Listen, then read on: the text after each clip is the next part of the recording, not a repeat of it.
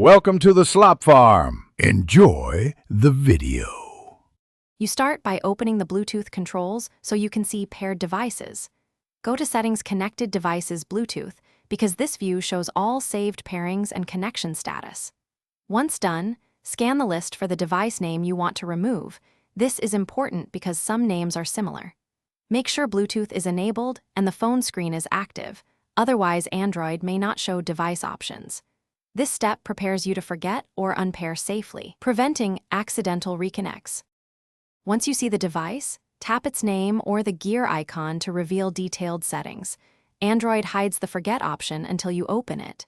Then choose Forget, Unpair, or Remove. These commands erase pairing keys so the device won't reconnect automatically. If a prompt asks to confirm, accept it. This prevents leftover keys from causing reconnect loops. You do this because removing stored credentials is the only way to stop automatic pairing and clear cached profiles for that accessory. After forgetting the device, confirm it no longer appears in the paired list and toggle Bluetooth off and on to verify. If the device still reconnects, power cycle your phone and try forgetting it again, and also clear the accessory's pairing memory. Many headphones and speakers hold multiple bonds. If problems persist, reset network settings.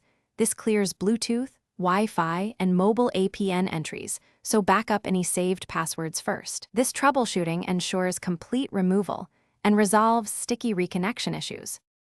Thanks for watching. Consider subscribing if we helped you today.